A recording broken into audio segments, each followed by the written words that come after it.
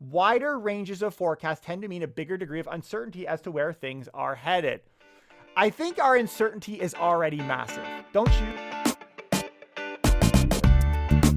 Good morning, investors. Bradley here from Watson Estates, and you're listening to the largest, fastest growing podcast for Toronto real estate on iTunes, Spotify, and Google Podcasts. CMHC, one of Canada's largest banks, and the Bank of Canada itself have all changed their predictions for what the market's going to do in 2021. We're going to talk about what their latest is, but then I also want to talk about above-guideline rent increases in Toronto. Who's doing it? What is it? And how is this maybe a bit of a problem? And are new homes able to keep pace with the demand that we have here in the GTA? So many good things to cover today. I'm actually a little bit hungry because I'm in the middle of a fast leading up to a doctor's appointment that I have this afternoon. But I mean, fasting is good. It's good if you want to draw closer to God. I mean, why not? But I mean, at this rate, I'll be shaking his hand very soon. Can't wait. Not even allowed to drink water. What is this? If you guys could, we're having lots of fun in our channel. Please like, subscribe. And if you want to get a little bit closer to us, please join our investor list. It's growing very quickly. We get off-market deals and some opportunities if you want to partner with us as well. So very good stuff, very cool stuff happening. So let's talk about the latest. I mean, everybody's got a prediction. Every month the predictions are changing, but this one in particular is unique because we have major players that have significant, or what should have significant impact in our market, are starting to kind of change course on what they predict is going to happen in 2021. So we're going to start off with CMHC, Canadian Mortgage and Housing Corporation, the supervillain through 2020 and through COVID. Here's an article from the Star. CMHC reverses course and predicts a soaring Toronto housing market through to the end of the year. Listen to this. CMHC says historic household savings, low mortgage rates, and pent-up demand are fueling a soaring pandemic housing market in Toronto and other major cities, with the trend expected to continue through 2021. That's a big change. But they caution, which I think is valid. On Thursday, they caution there are still forces that could bring the market back down to earth. Now, I guess you need to have that subtext, but the point here is CMHC is now in line with the real estate community in expecting 2021 to mean price increases in the GTA. The major risks that they say that still exist are, one, employment levels. They're not yet returned to pre-pandemic levels, but also the eventual withdrawal of government financial supports. If you've been tracking the market like we have, you know a big chunk of that has already happened, at least at the personal level. But I also know there's a few other things going on that aren't mentioned here that are real risks, such as inflation. They're going to cover that topic today, as well as the record low borrowing costs could pose a problem.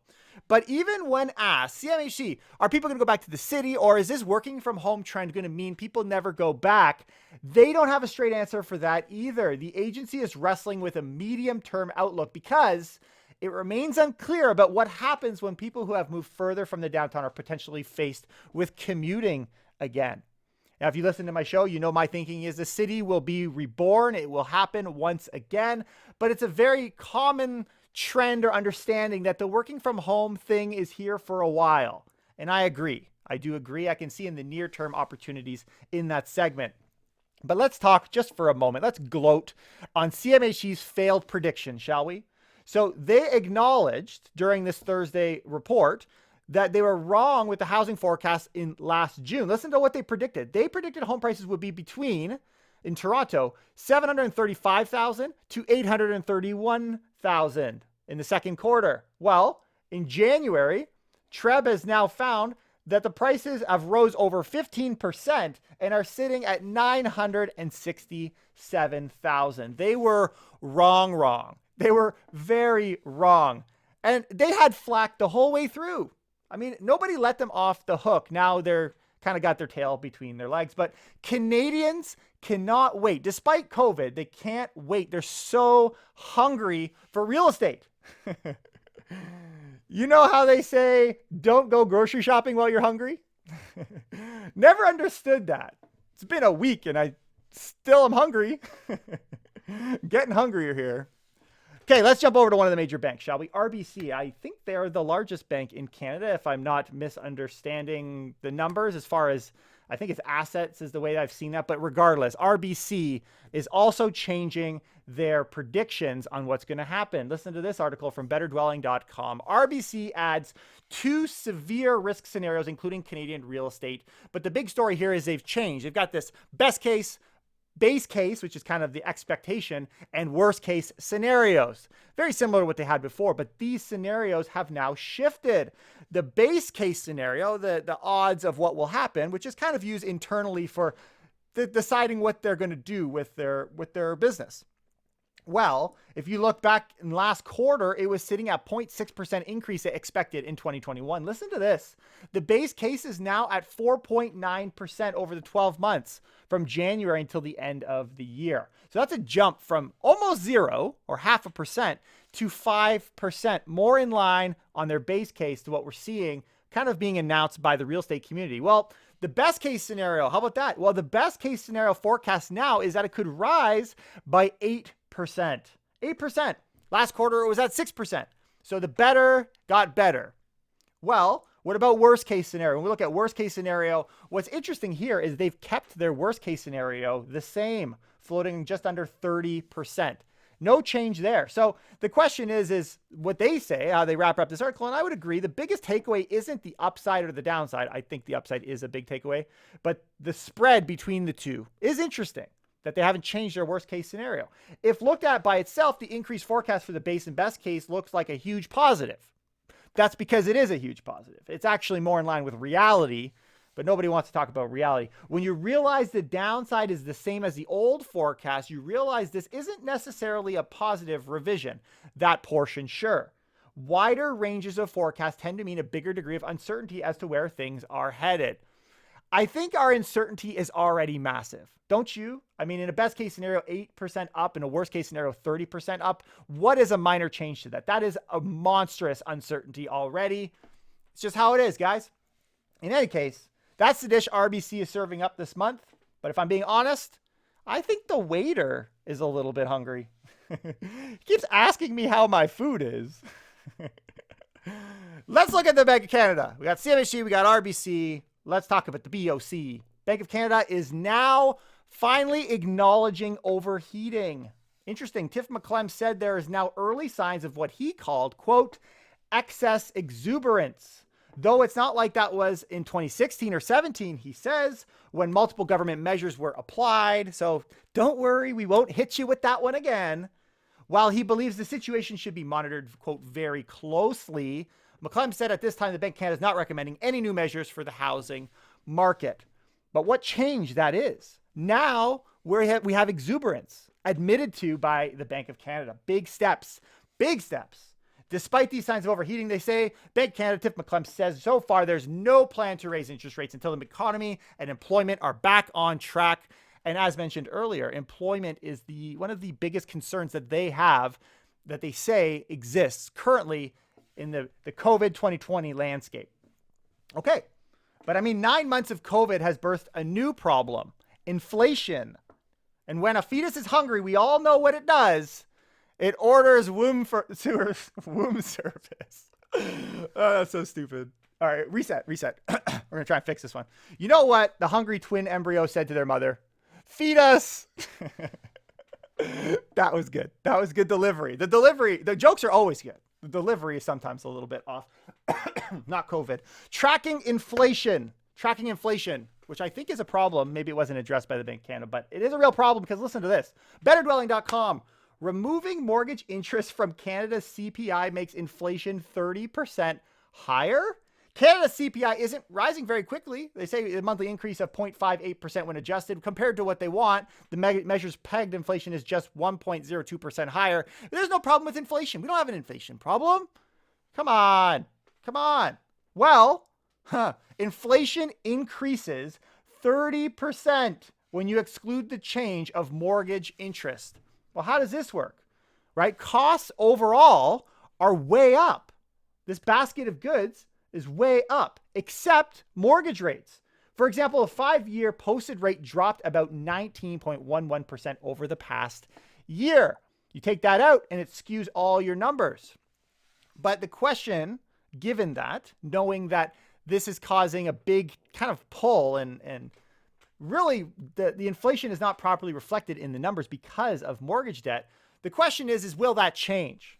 Listen to this article, Better Dwelling as well. Canadian bond yields soar, and it may be a drag on the spring real estate market. Canada's government bond is seeing yields surge, and it's going to be felt in real estate. The Government of Canada, GoC, Government of Canada 5-year benchmark bond yields have jumped. Fixed rate mortgages, as I think it's commonly accepted now, are set to rise. We've talked about this on a past episode last week, kind of prepping you guys for that. So could this slow down the acceleration in real estate prices that we've seen? And also maybe bring to light what the actual inflation rates maybe look more like. Well, as John Passalis is now saying, the latest devastating blow to Canada's economy is suburban house prices in the GTA are no longer appreciating by 8% per month. God forbid. God forbid. We all need to be fasting and praying for that one. But these are the types of things that will probably take place that potentially could slow our market down. Is it going to go down? Maybe 30% if you ask the wrong person, but more likely it's going up. And now I want to move on to our next topic, talking about above guideline rent increases. This is a new concept to you. We'll talk a little bit about it, but tenants in many ways, I think we would agree, can be marginalized. They can be. And we need to protect marginalized groups, right? People who are hungry, myself included, women, hungry women. That's what you can consider faminism. NowToronto.com. Above guideline rent increases in Toronto up 250% in 6 years. Whoa. Now, and then here's the culprit. Corporate landlords are responsible for 84% of all above guideline rent increases in Toronto, according to Renovictions TO. Now, you can typically increase rent by, call it 2%, which is usually set year over year. In 2021, it's been set to 0. No increases are allowed. But this AGI thing, I'll tell you, the above allowable, what do they call it? Guideline rent increases that are available right now. Listen to this. It refers to rent increases that surpass that amount. An AGI is allowed to cover capital expenses, including renovations and repairs, or high increases in taxes or security services. These are the reasons that you can do that. While tenants have the right to challenge the application, the landlord-tenant board hearing process has made it more difficult for them, they say, to do that. So AGIs is a thing, but are they necessary? This is kind of what this topic is all about, and we can see it's clearly the heavy hitters that are applying this thing. The authors of the report, they argue, this is Renovictions TO, says that the rationale for AGIs is that landlords need these extra funds to perform repairs and upgrades. But they say that's untrue. That's untrue. Apparently, every landlord is making a killing and they don't need that. They note that AGIs were intended for smaller landlords. That is not reflected in, though, the data. Independent landlords are responsible for only 16% of all units affected by AGIs. So it's the big guys. Big guys are doing it, taking advantage of this AGI system. I mean, it sounds like large corporations are eating the tenants alive. So the solution, right out of the horse's mouth, is to take all the fodder away. There'll be nothing more than a bunch of hungry Mexican horses. No hay, Jose. But the question is, are rent prices going down? Because maybe it's like, guys, like it's better than ever than we've seen in the last few years as a tenant to find rent prices. Well, funny enough, Derek Thompson on Twitter posted, this was from an apartmentlist.com article tracking the 10 hardest hit rent decline cities. I think this is in the world, definitely in the United States, actually. It looks like a US thing. But all that to say, when you look at all of these major cities, though we've seen drops as much as over 25%, they seem pretty consistently to be flatline now, or at least increasing in rent. So this track record of rent dropping and dropping and dropping and dropping, and we're seeing this in Toronto too, is not going to necessarily continue. It seems to have hit a bottom. What's to say what happens in the future, but very interesting nonetheless, which tells me that rent will become another issue again. Don't kid yourself. We're in a little bit of we're in the eye of the storm, if you will. CTV News. Advocacy group to protest Toronto's housing crisis at City Hall Tuesday. This is for a specific meetup for the revitalization plan at Dundas and Sherbourne Streets. But we're going to continue to see a lot of these people just saying, guys, we need help. affordability is an issue at the rent level and at the housing level. It's a very, very real issue. When we look at a Blog TO article that came out, Toronto was ranked among the top 5 least affordable housing markets in the world. Man, in a new report that will shock absolutely no one, Toronto has been ranked among the 5 most expensive cities for real estate in the world. Looking at average, here's what they did. They looked at the average income versus housing prices. Now, I've poked that there is some flaws in that, just using that as a number, but let's say that that's the base. That's really what we're considering. Toronto is in the top spot, right? They're up there. Toronto, which came in at number 5 on the list, is considered to be, quote, severely unaffordable, a category for those markets found to have a price to income ratio of 5.1 or more. Okay, 5.1 or more. Well, the city, Toronto, scored 9.9. 5.1 would have been severe, right? Hong Kong, they were the worst or the best, depending on if high is good, at 20.7. And I thought our appetite for real estate was high, man. It's like a religion over there, for goodness sake. You know why so many hungry Asians follow Jesus? Because of his sack of rice. Sack of rice? Ugh. What does 2,000 pounds of Chinese food weigh? 1 ton. Moving on. Vancouver is ranked 2nd, actually worse off than Toronto at 13.0. Sydney, Australia, 11.8. And Oakland, 10. Canada is the only country with 2 cities in the top 5 this year. The U.S. managed to get 2 in the top 10, but we still win. You now need, they say, to have an annual household income of at least just under $180,000 to afford to enter the Toronto market, with the average price of a detached home now more than $1.5 million. And we've tracked prices and this craziness across the GTA, expecting prices to go over $1 million on average. It's cray, straight up crazy. But clearly, housing affordability, as we're seeing, is a problem actually around the world. It's not a Canadian issue, but some governments are doing things. They're being a little bit more creative to see affordability as almost a human right. And I know that people would argue Canada does too, but listen to this idea. This comes from New Zealand. New Zealand's central bank is adding housing affordability to its mandate. They're going to consider the impact of monetary policy on housing, not just to preserve home prices either, but to consider affordability. Listen to this. They say New Zealand is to target speculators to slow price growth. The central bank seems keen on executing on this plan too. The RBNZ, which is their central bank, requested the ability to use tools like the debt to income ratio limits. Interesting. The obvious use of such a tool would be to limit the amount of leverage that can be used for the property, idea limiting over investments in a specific area of the economy. So they say it's going to be geared towards investors. We want to make sure that we're not overspending relative to income. So though we can kind of criticize the income to price ratio, some countries are considering it as a very real metric to put limits and are actually going to go take those steps to put limits.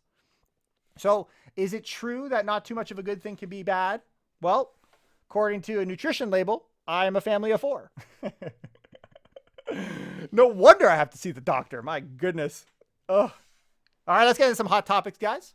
If you guys could, please hit that like button. And by hitting that like button today, you are helping with world hunger. So please, thank you for taking the time to do that. If you could subscribe to our channel, and if you want, jump on our investors list. We've got all these opportunities, and I would love to see you guys on that platform as well. Okay, CP24, we're going to start off here. Toronto woman says she was sexually harassed by real estate agent while looking for an apartment. This was actually the top article for Toronto real estate this morning. Quote, I answered the phone and I said, hello. And he said, I gotta say, this is like a creepy voice. You sound so sexy when you answer the phone. Yeah, that's not my, I don't have a sexy voice apparently. But he says he kept calling it a date, kept asking when they were going out, and he offered to pay $500 a month in rent for me in order to make out. Weird. I know we get a lot of sexual harassments towards realtors. That's been kind of more of a common theme, but apparently it's happening to the public now as well. This person seems to be getting dragged through the mud as far as their license goes. And I mean, sexual harassment, this should not be a thing. It's very interesting what's been going on. So anyways, that's one of the big articles of today. Also, as it relates to Airbnb, well, Airbnb listings are finally dropping. Interesting. As of February 8th, 2021, which is where they pulled these numbers, there's more than a month into the new STR regulation, short-term rental regulations. There has been a clear dip to start this year. So when we look citywide, across Toronto, we see a drop of 32.7% of short-term rentals. Interesting. And in the old city, which is really downtown, very much downtown, like the old Toronto, is dropped just under 35%. So, though we criticize short-term rentals, it would seem they are actually working this regulation if the goal here is to remove short-term rentals. BlogTO also had an article. These are the best Toronto neighborhoods for investing in condos right now. So you're like, you know what? I want to buy a condo. What markets are the best? Well, here they are. Malvern, Rexdale, and Jane and Finch. Interesting. Very interesting. Listen to some of these numbers. Malvern's neighborhood had a cost per square foot condo increase of a whopping 14%. Interesting. In the last 12 months, Jane and Finch had a roughly increase of 11%. Rexdale, located north of Etobicoke, saw values increase 5.15%, which doesn't sound impressive until you recognize that the downtown core saw a drop in prices of 6%. Very interesting to see. They say this: as prices rise, we'll undoubtedly see the typical signs of gentrification occur. That means more boutique shops, restaurants, and other amenities popping up in these areas. This will result in even more demand among a more diverse demographic of buyers. Both families and investors would be smart to start exploring these neighborhoods, given they may look quite different 10 years down the road. Interesting. I feel like by investors just looking out for their own interest, we've been able to help less fortunate areas of our city. Dare I say? I suppose the only question now is if a genie offered you a choice between ending world hunger or getting $1 billion, what color would your Lamborghini be? What a greedy dude. All right, let's look at Helocs. Well, funny enough, Helocs, home equity line of credits, are actually down. Hold that thought, because there's two sides to this coin. The Bank of Canada data shows Heloc debt fell in December. The decline was unusually strong for the month, and it actually is down 0.14% from the month before. But in another article, we actually see that mortgage debt is actually up. Interesting. Mortgage debt is now growing at the fastest pace since the Great Recession prior to the slowdown. This is interesting. To put it in a less abstract way, mortgage debt grew by the equivalent of 6% of GDP just over the past year. It's a lot of mortgage debt by any measure. The balance hit $1.66 trillion in December, up 0.62% from a month before. So overall, mortgage debt continues to rise in Canada. I mean, y'all out there consuming like never before, and I'm in here playing Ramadan, or as I like to call Hunger Games. It's really bad because we're kind of creating content here talking about food. It's really making this more of an issue for myself. All right, betterdwelling.com. What's going on in retail? What's going on in office space? Well, fun fact, commercial retail rents have fallen by 3.96% across the country. And in Toronto, it's actually worse. It fell 12.51 in Q4, bringing it down annually at 13.5%. So retail is struggling, but office is doing good. Canada saw office rents climb by 0.5% in Q4. When we look in Toronto specifically, we saw the city increase by 0.79%, and it's up from last year, 1.39%.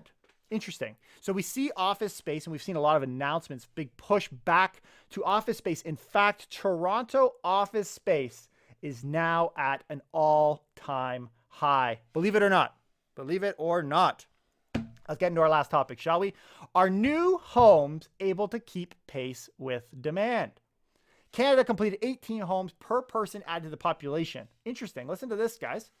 So data shows developers delivered 50,000 new homes in Q4 2020. The number of new homes began outpacing population growth in the prior quarter. The ratio is now parabolic, as they say.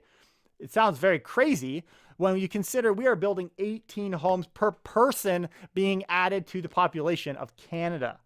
So do we need to stop creating real estate? Do we need to get more people coming into our country? It seems like Canada accidentally swallowed some food coloring. The doctor says we're okay, but also low-key dying inside. So the population is estimated at 38 million people at the end of Q4. This is an increase of 2,700 people. Not a lot of people. If you think the entire country that came in, really? That's it? Well, there were 50,000, just under 51,000 homes created which is a lot by a normal stretch of the imagination. In fact, it sits just over 7% of our normal past 10-year completion. So there's an unusually high number of completions happening too. And when you put them both together, it looks really bad. So I want to cover the other side before we get too caught up in that, because we're gonna discuss immigration in a moment. But where are the new homes selling? This matters too, because it's not every new home being created equally. One unexpected blip in the data is the city of Toronto, which actually saw a sharp decline in sales. It appears flight from the city isn't just a resale issue. So when it comes to the GTA, it had one of the biggest Januaries in years. It's up 4.43% from last year. But when we look at single family homes, listen to this, it's up 51% from last year. The movers and the shakers are buying in the single family arena. Because when we look at condos, we see that they're actually down in the number of sales by just under 40% from last year. This is across the GTA. And the number one city that takes the cake is Durham. Durham region is the biggest new home market in the GTA. This is unbelievable. Make sure you're sitting for this stat. New home sales in January are up 301%. 301%. That is crazy. And now, when it comes to demographics, young people have finished school, right? They're out there deciding where they want to move.